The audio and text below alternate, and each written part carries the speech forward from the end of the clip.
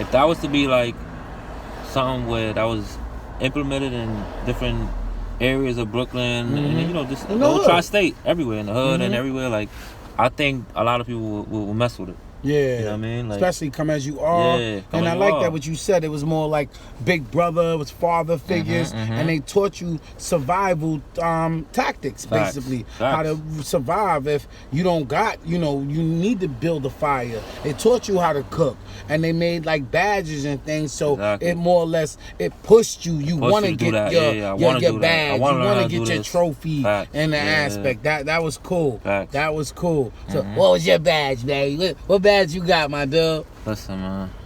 My badge is up.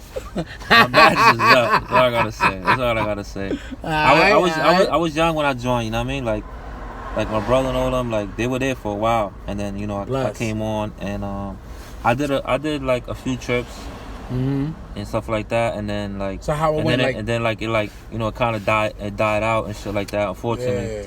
You know what I mean? And shit Gotta like bring things like that back, baby. Yeah, that shit was dope. You know what I mean? So like when we did the trips and stuff like that, like you know they'll ask, you know like I don't know exactly. I don't remember the they were like permission from the parents. You know we pay a little donation. You know what I mean? Whatever. You know what I mean? Yeah. Excuse me. Bring your little hero, your juices and shit. Yeah, nah, they supply all that. They cook, they chef up.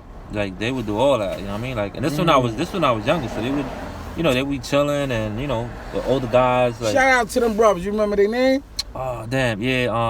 Mr. Peterson, Andy. Mr. Peterson, Andy, and Kevin, man. Love is love. Word. Thank you for uplifting the culture. Yeah, them dudes is real. Thank you for being there when we needed you. Word. That shit was dope. You know what I mean? Each one teach one. Takes a village. Yeah, that was dope. I ain't gonna lie. Word, that was cool. Dope. You know what I mean? So... It's just So you saying y'all play sports and all that? So that's probably where you got your football thing from. We played a game called British Bulldogs. That shit was real. Yeah, I ain't gonna front that. The British Bulldog shit was, you know what I mean? Like it was. So it's basically you go from one wall to another wall, right? Boom. So it starts with one guy, right? And then the rest of the guys line up on the wall, right? So let's say there's 10 guys. So there's one guy standing here. And then everybody got to run to the other wall. Yeah. But that one guy, he has to tackle one of the guys and get him on the ground. So he gonna go. He'll probably go however he want to do it. He'll go to the one guy, tackle that guy. Boom, I got him down. All right, so now I got him on me. Now it's 2 guys. So now the 2 guys got to tackle the rest of the guys coming. So now they gonna get one other nigga. So now it's gonna be 3 dudes. So now the 3 guys got to tackle the 6 dudes. So now they picking who they gonna get. So it just keeps going like that until the last dude. Cool. You know what I mean? So and 9 times out of 10, the last dude is the biggest dude. Yeah. So everybody's like, ah. So we used to be like, it used to be crazy. The last dude, but even before you get to the last dude, it's kind of hard because some of the dudes are still crazy. It's age groups. So like some of us are like younger, so. It's gonna take like 3 or 4 of us to get this one dude that's older than us down. Yeah. So it was crazy games like that. You know what I mean? Different games that we look forward to and playing. You know what I mean? Like, you know, it was a lot of it was like we loved it because of that. Yeah. You know, but like I said, then they slowed us down and like, listen, this is the structure now. Open the book, page 4. Boom, let's read this and let's get this, you know what I mean, down packed. Let's learn this. Nice. You know what I mean? So, you know, it's fun, a lot of it is fun and cool and jokes and this. But then we had to slow it down real quick. Structure, open your book up, you know what I mean? We all had our books and shit like that, you know what I mean? So, but, you know, it was dope, you know what I mean? It was fun. It was a good time. Nice. So it was like no women involved. It was just like a man thing. Boy Scouts, baby. We got the Boy Scouts. You got your Girl Scouts. You know what I mean? Like, love. That's it. Teaching you know men how to be men. Yeah. We wasn't selling no Boy Scout cookies. There wasn't none of that. None of that fucking Boy Scouts knocking at your door. You want cookies? It was none of that. You know what I mean? Just teaching men how to be men. Yeah, men how to be men, having fun, getting, like I said, and they always said, like, you know, getting us off the streets, and, you know, it was real. Like, they really loved and cared for us, you know what I mean? Like, they really, you know what I mean? That was the dope part. So, a lot of shit like that, you know, like, things like that, out of the community, things like that ain't really happening no more. Stuff like that. Like I said, the park recreation centers. A lot of like the budgets, the budget cuts I mean, a lot of that shit. You know, them shit is falling off and not around as much as no more. And I mean, like, it used to be cool. We used to have basketball teams. We used to travel, play in Rail Hook, Canarsie, Brownsville. Cool. We used to be all over playing. You know what I mean? Team Sunset, we used to play all the teams. Rail Hook, like I said, we used to go to different boroughs and play and shit like that. You know what I mean? And it was fun. And it was something, you know, that kids looked up to. Yeah, so, yeah, you need that. You need to get you off the street, off the block. Yeah, you know what I'm saying. It actually gives you a structure and a positive output. You know what I'm saying? It helped out. You know what I'm saying? It definitely helped out. And you know, like definitely all that structure, like from the Boy Scouts and the you know, the recreation center and stuff like that, PHL and all this shit, and you know that all helped. Yeah, it all helped me. You know what I mean? Especially not having dad around and stuff like that. Like all that helped me. Even though, like, you know, I when I was growing up, I still went the wrong direction. But it still helped me out when I finished that, and then I got in the right direction. Gotcha. Like all that shit still helped me. You know what I mean? And taught me and stuff like that. So that was always been in my mind, you know what I mean? That always helped out, and it always helped out, you know? And I'm just saying, like, just because I went this wrong way, like, during the time, a lot of people went the right way. Yeah. You know what I mean? That I grew up with and went to these programs and Boy Scouts and this and the third, like, they went, and that helped them, and they went on the straight path. You know what I mean? Like, so a lot of it is not for everybody. Not saying, you know, it's not going to help, but the more it can help, the more the better. Yes, you know what I mean? You put it out there, and the more the better. It's now you got options. It's not just I gotta do this. I gotta go to the streets. I gotta go to the block. It's other options. You have options. It's not no more one thing out there. You have options. You got other things to do, and it's more or less positive. Exactly. And I honestly feel that with more options, it's more opportunities out there for yourself. Right. And when you have less options out there and less resources, it's only one thing to do. You kind of somewhat fall victim to what's going on. You know, you become like I wouldn't say a menace to society, but you're a product of your environment.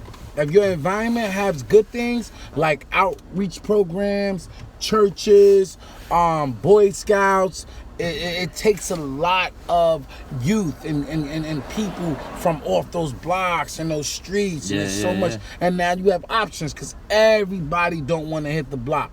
But if you don't got no options, you don't got no opportunities out there to do, you're gonna make it happen either way. And if you don't got nobody like to believe in you, or you don't have a father figure or a man to, like, you know, just because you can have mans and friends and boys, but they could be your friends, but they're not talking. They're not telling you the right way, the righteous way, or talking you the good way, or telling you like, you know, what shit to do. But if you got somebody over here that's doing you know, like a Boy Scouts, or you doing like a recreation center, and you mentors. doing like they you got people like figures. that, and they brothers. building that into you. They building that, like, you know, they giving you that you know, fatherly love maybe you didn't have, or they giving you so much encouragement. And they telling you all, you know, right things, and love and respecting you and inspiring you. That goes a long way. Yes, it does. That goes a long way. Yes, you know what I mean? does. Because that might could change somebody's, you know, perspective. Life. Like, it might change their whole life. Because now they you know, keep them out of prison. Keep them out of prison. Keep them out of doing something negative. Exactly. You know what I'm saying? They felt love. Because like we said, sometimes it's broken home and relationships that, you know, they sever. And it's hard. One parent, you know, a father's teaching or a mother's teaching, and you got that inspiring group of men holding it down, or women, or whatever. And it goes back to the point of having that, you know, having to have one. It takes a village. It takes a village. And you having them people to inspire you and bring you out and basically instill goodness in you and love and all that, and inspire you. Word. Exactly. Appreciate you for sharing that, love. Yeah. Word. Love is love.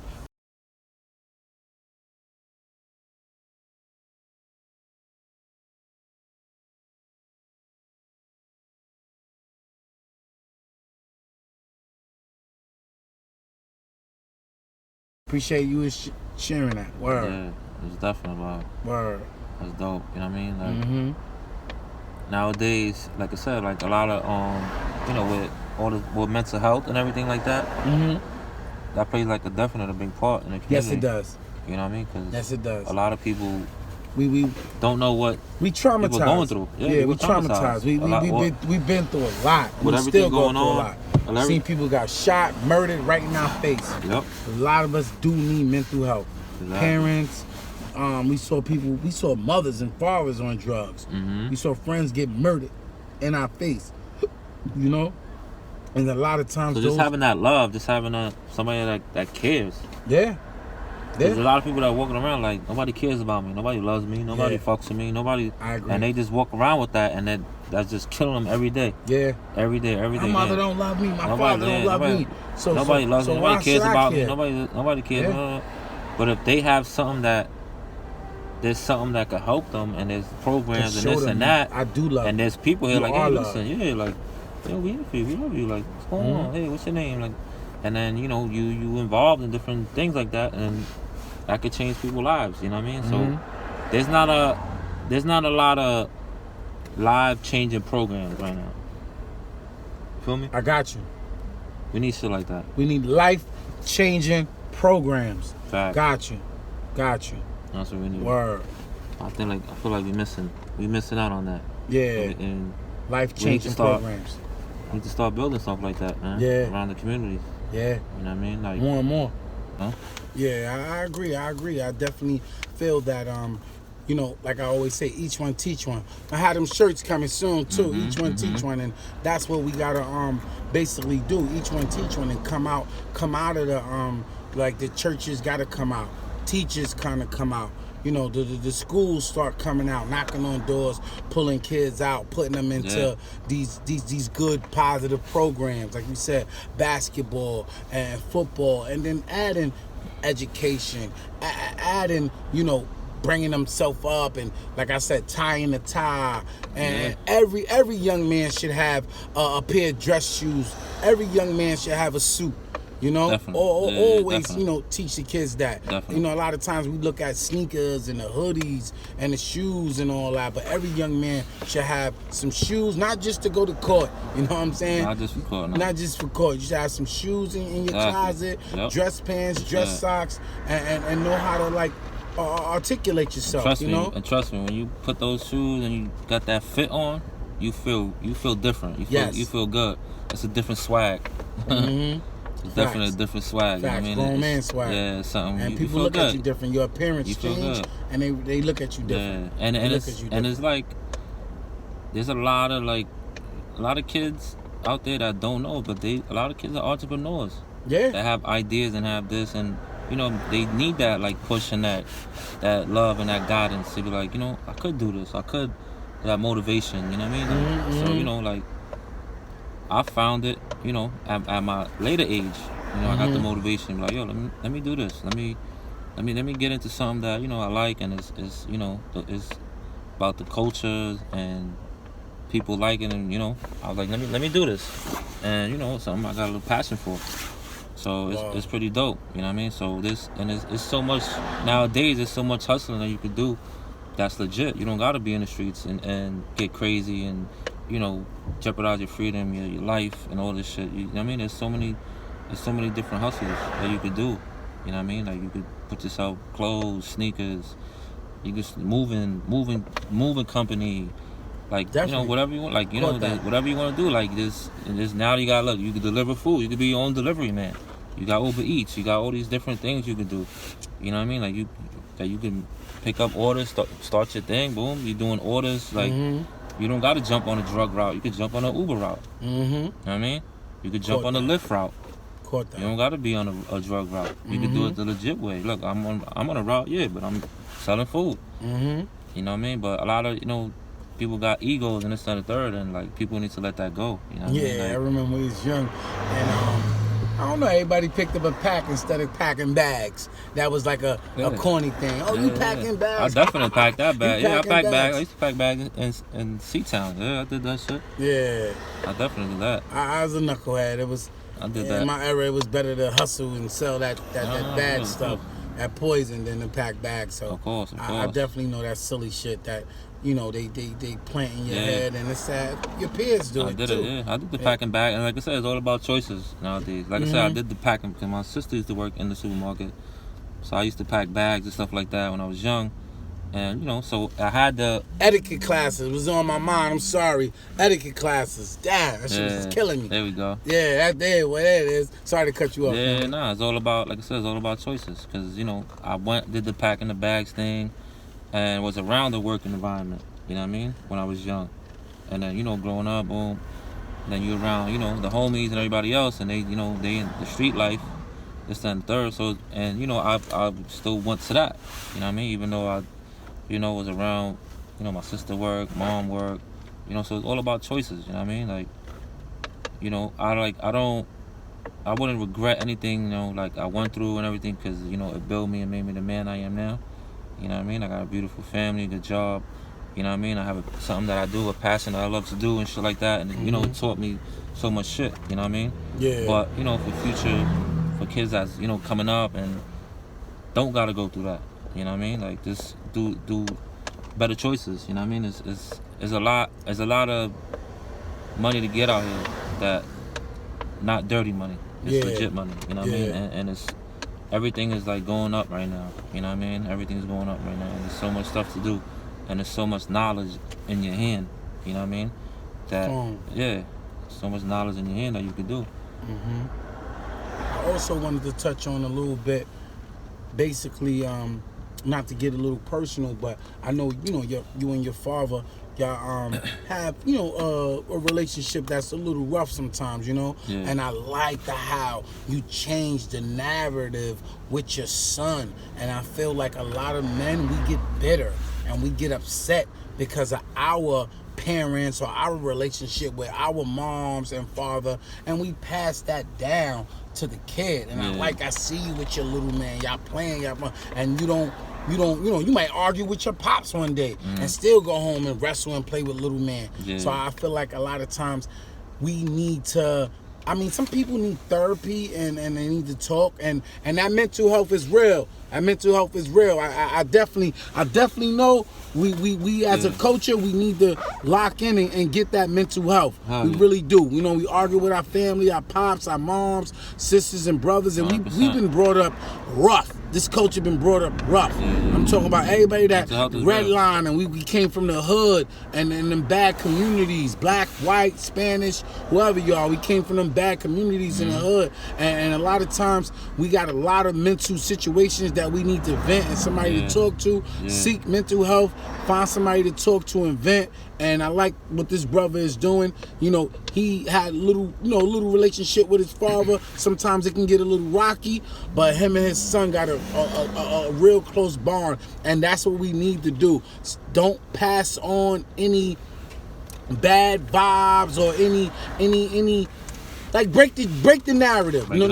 Don't carry on no negative, no bad traditions. If you have a bad situation with your moms and your pops, make sure you have a better situation with your daughter or your son. And I like what you're doing on that level. Word. Yeah, it's tough, man. It's tough. You know, a lot of us grew up broken homes and stuff like that. You know what I mean? A lot of people do. Single parent, mom's bringing you up hard, busting her ass, 2 jobs, working, you never really see her, and you run out to the hood. You run out to the hood. Absolutely. You run out to the street, what's outside. I mean, sometimes that's negative. Me and my pops' relationship, it was always, never been like a really good relationship. You know, like, he would jump in and out of my life. Sometimes it'd be a big gap, you know, like, so I kind of like growing up had to, you know, do my thing and learn as I go on my own. Not having somebody like to be like, yo, do this, do that, teach you how to ride a bike, fight, this, that, school, you know. But I was learning on the fly. I was learning with my friends, you know, learning with the homies and my friends and stuff like that, you know. But you know, like when I had my son, like I was like, what I went through, that would never be the case. Because I already learned and have the experience from that, you know what I mean? And I'm not gonna that's not gonna be a generational thing. Yeah, you're not gonna make that a generational curse. That's not gonna happen. You know what I mean? So, you know, my son, I cherish him. That's my heart, my love. Your creation. My creation. That's my everything. You know what I mean? So I wanna do the right thing. You know what I mean? Like nobody's perfect. Nobody's a perfect dad. Nobody's, you know what I mean? But it's all about trying and being there for yours. You feel me? Yeah. And doing the right thing. You know what I mean? And showing and leading and having an example. You feel me? Like you wanna have that for your son or your daughter. You wanna, you know, when you wanna leave them something. You wanna, you know, definitely make sure that, you know, you're working and they see that. They see you working, they see you know, putting in work and stuff like that, and you know, when they get older, you want to make sure they good. You know what I mean? So, and it ain't always, sorry to cut you off, and it ain't always leaving them something of material items or materialistic things. You can leave them a peace of mind. You can leave them knowledge of self. Yeah, exactly. You can leave them love. Exactly. You can leave them time that you spent with them, and you instilled wisdom and gave them love and gave them talks they needed. Exactly. That's more than leaving some material, Exactly. some money or anything behind. They, you know, that might teach them, instill that how to gotta get it on their own. But I definitely feel that sometimes we get caught up and focus on leaving them some material and some money and a house and a this, but we lack love in them. I'd rather be like, let's say, yeah, we leave them a car or a house. I'd rather it be them knowing the journey of how I got it, and how I hustled and how I broke my back for it. I'd rather that be the blueprint instead of them. We have this, but the story, them telling you the story of how daddy did it, how daddy worked for it and did his thing, I'd rather that be the headline, the story. You know what I mean? Yeah. You feel me? That's what it's about. That's what it's about. Because once they bring that up, that's when you know I did the right thing. Yeah, definitely. You instilled that knowledge and wisdom in them, and then you so made now them they have that. Stand upright. Yeah, and then they could teach that to their kids. Their kids can teach it to their kids, and that's a legacy alone you left behind. That's a legacy alone you left. That's a narrative you broke. That's a curse you broke.